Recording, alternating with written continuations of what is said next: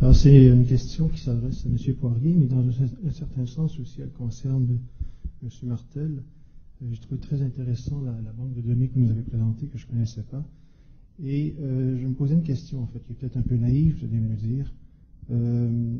Vous avez donné plusieurs exemples, et il y avait un exemple qui, quand vous avez parlé du soleil, vous avez montré, il y avait une citation d'une écrivaine suisse, Anneliese Groubetti, qui avait utilisé l'expression du pincé de soleil.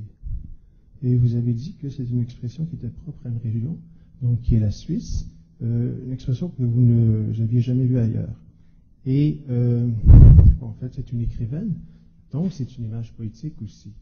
Et c'est une expression qui est propre à l'imaginaire d'un écrivain, que je pourrais très bien retrouver, je pense, chez un poète québécois ou un autre. Et dans ce sens-là, rien ne garantit que cette expression-là est utilisée dans la vie courante. Et est-ce que, je ne sais pas quelle différence vous faites entre ces images qui sont proprement littéraires et les expressions de la langue orale?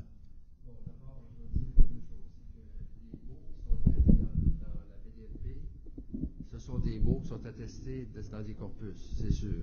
L'exemple de soleil dont je vous ai parlé, ce pas des exemples qui reflètent vraiment un usage général. Donc, j'ai pris des exemples. Ce que je voulais vous montrer, c'est qu'à partir d'un mot comme soleil, qui est le même partout, on peut le voir sous différents angles, on peut créer avec ça. Ça demeure du français. Je n'ai pas dit que c'était nécessairement propre à la Suisse ou à la Belgique ou à un autre pays que de dire ça. Ce que je voulais dire, c'est que c'est un auteur belge, c'est un auteur suisse qui a pensé à ça.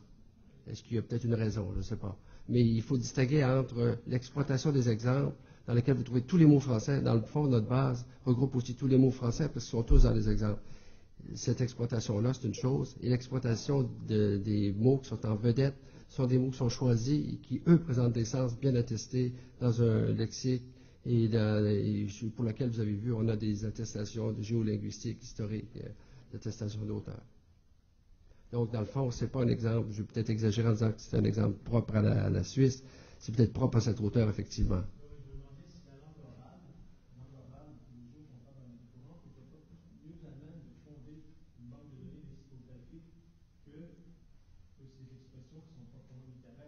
Oui. Oui, mais justement, cette entrée de pincée de soleil ne fait pas l'objet d'une entrée spécifique. C'est simplement que j'ai dégagé dans les exemples des façons d'exprimer les choses. Ça ne fait pas partie des 12 000 ou 15 000 fiches qui sont maintenant traitées séparément comme étant des entrées. Et la BDLP est basée, je dirais, au moins 50% sur les enquêtes orales. La plupart des lexiques d'Afrique portent sur le langage oral. Les inventaires des dictionnaires au Québec portent largement aussi sur des inventaires oraux, parce que, justement, on n'est pas limité, comme ça a été le cas traditionnellement en France, par la grande littérature. On s'est dit qu'il y a également la langue orale était importante pour rendre compte du vrai usage de la langue. Donc la BDLP, d'une certaine façon, rend compte beaucoup mieux de l'usage réel de la langue dans ces pays-là que les dictionnaires de France, parce que les dictionnaires de France donnent la langue pour tout le monde. En réalité, on ne se retrouve pas toujours dans le dictionnaire. En fait, vous parlez des créations d'auteurs.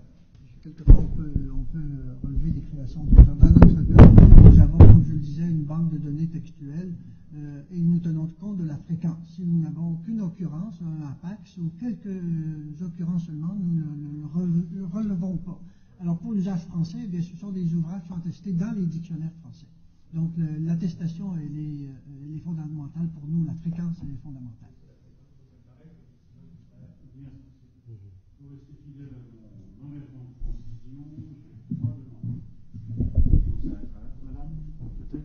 Oui, je vous en prie. Oui.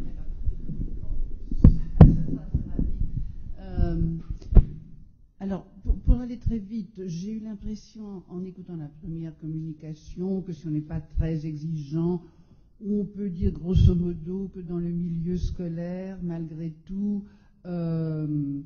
l'usage de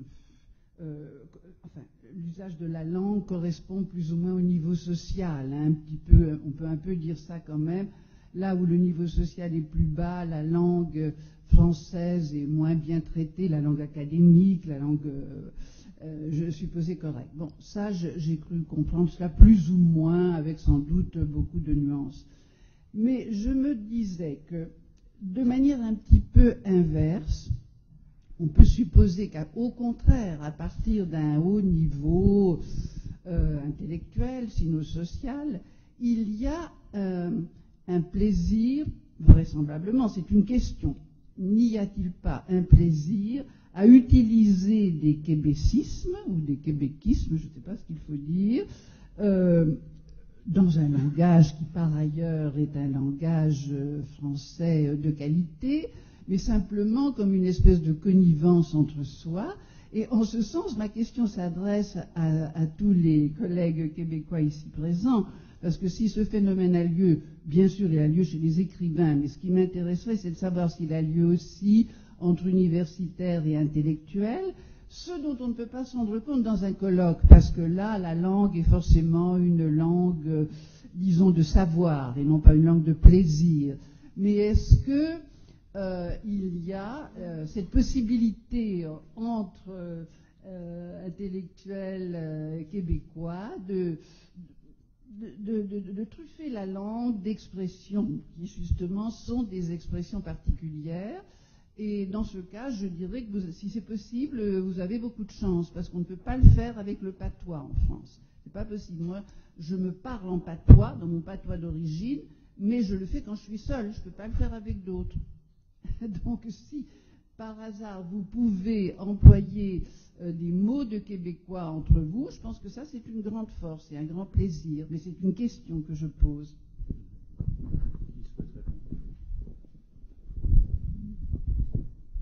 D'abord, c'est évident que la situation que vous évoquez au Québec, c'est une situation qui diffère énormément de celle qui existe en France. En France, vous avez un langage que vous avez appris par l'école. Au départ, historiquement, c'est l'école qui a imposé ce langage-là un peu partout. Dans les régions, on ne parlait pas comme ça, on parlait comme au Québec, et dans une large mesure. Et encore aujourd'hui, quand on y va, on y retrouve à notre contact, ils retrouvent un peu leurs origines régionales. Mais la langue, le québécois, c'est sûr que c'est foncièrement différent du point de vue du vocabulaire, de la prononciation aussi. Vous pouvez le reconnaître en écoutant vos collègues québécois ici présents. Vous voyez bien qu'on ne prononce pas tout à fait comme les Français. Ça fait partie de l'usage quotidien tous les jours, dont on ne cherchera pas à se corriger, parce que d'abord, on n'y arriverait pas. Si on me demande de dire lundi, chaque fois que je dis un D devant un I, je vais bloquer rapidement. Donc, je prononce lundi. Il y en a qui prononcent lundi. Ça fait partie de l'usage quotidien des collègues, ça c'est sûr. Le vocabulaire, je dirais que moi je crois qu'au moins 60% des québécistes sont inconscients, au moins. Alors demandez à un Québécois moyen qu'est-ce qu'un Français dit quand on dit chialer. Il va dire chialer, il va dire chialer. Il ne dit pas chialer, il dit râler. La plupart des Québécois ne sont pas conscients de ça. Parce que dans notre environnement de tous les jours, à la radio, à la télévision, le langage quotidien, les professeurs, on emploie ces mots-là. Et on n'en est pas nécessairement conscient.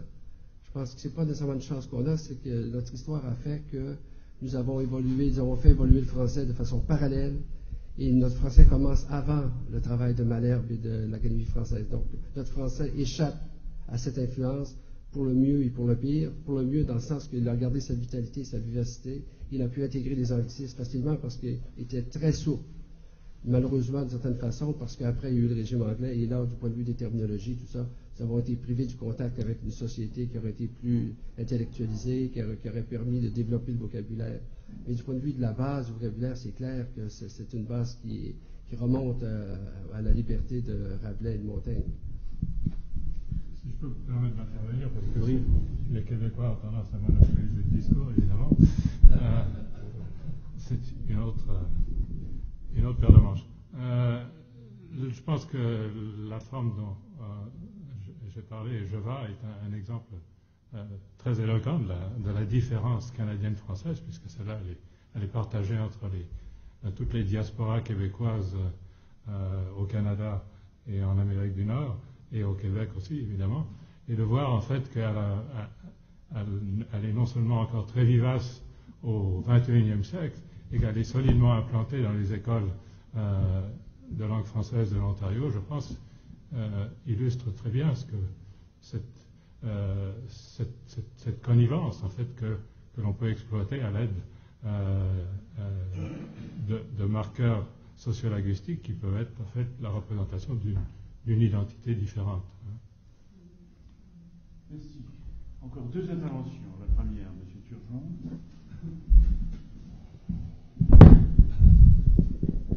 Alors, comme on commence à manquer de temps, je vais aller très vite. Et non, j'ai beaucoup aimé les interventions et j'ai découvert finalement les travaux qui se font là, avec les dictionnaires.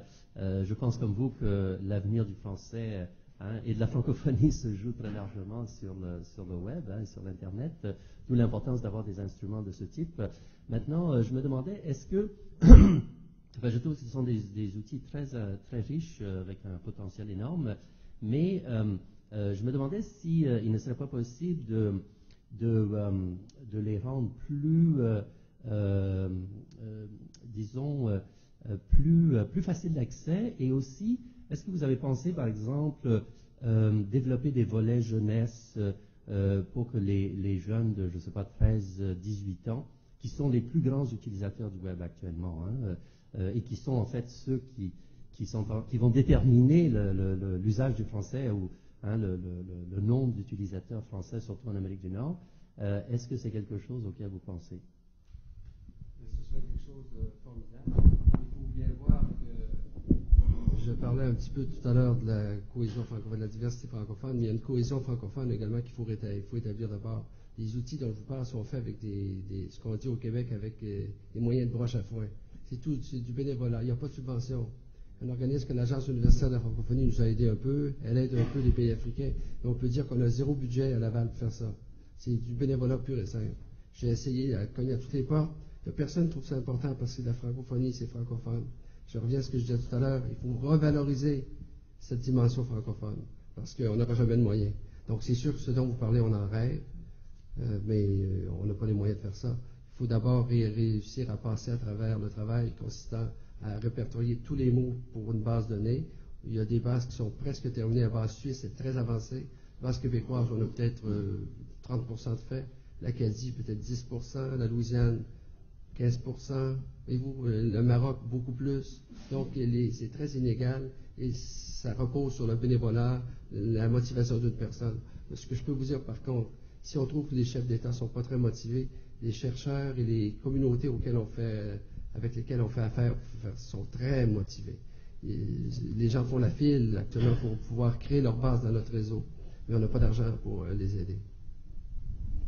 De l'autre côté, vous avez vu qu'en janvier prochain, en 2009, donc, il y aura une version partielle mise sur Internet gratuitement, accessible pour tout le monde, jusqu'à l'apparition de la version imprimée. Et à ce moment-là, on envisage même de garder en ligne une version légère ou light, si vous préférez.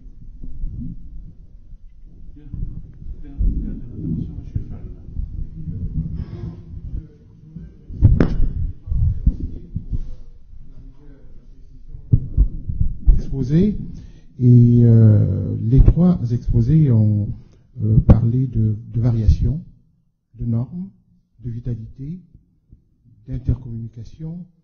Alors, je voudrais surtout, cette question s'adresse surtout à M. Moujon. Vous avez travaillé dans une classe avec des enseignants, des élèves, et là, vous êtes resté quand même descriptif, vous avez bien décrit les phénomènes, mais il doit y avoir des enjeux pédagogiques à tirer de votre travail. Est-ce que vous pourriez développer sur ça? Mais également les autres collègues. D'accord? Bien, écoutez, les enjeux pédagogiques, effectivement, elles tournent autour de la reconnaissance de la diversité. Le ministère de l'Éducation en Ontario a reconnu en fait la dimension de contact avec l'anglais et la diminution de la fréquence d'usage du français qu'elle entraîne chez une portion plus ou moins variable des élèves d'une communauté à l'autre. Et c'est déjà le fait qu'ils le reconnaissent et qu'ils l'inscrivent comme une préoccupation dans leur directive pédagogique, c'est un pas en avant. Cela dit, au niveau du matériel pédagogique qui est utilisé dans les écoles de langue française en Ontario, on n'est pas encore arrivé à la mise en application du concept lui-même. On continue toujours à utiliser, et ceci est un grand progrès aussi, des œuvres littéraires québécoise ou même franco-ontarienne, où les élèves peuvent retrouver une partie de leur héritage sociolinguistique, mais la prise en compte de la variation en ce qu'elle peut refléter les différentes manifestations de celle-ci à l'intérieur de l'ensemble de la communauté francophone de l'Ontario, on n'est pas là. Et là, il me semble qu'il y a un défi quand même à essayer de relever. Mais il y a des progrès qui sont incontestables. Le fait même que la variation maintenant rentre dans les manuels, elle est prise en compte. On invite les élèves à la manipuler. Ce n'est plus ce qu'il y avait une dizaine, une vingtaine d'années, une négation de l'existence des variétés vernaculaires. Mais étant donné qu'il y a diversification accrue en Ontario, il devrait être possible d'aller encore plus loin dans cette direction.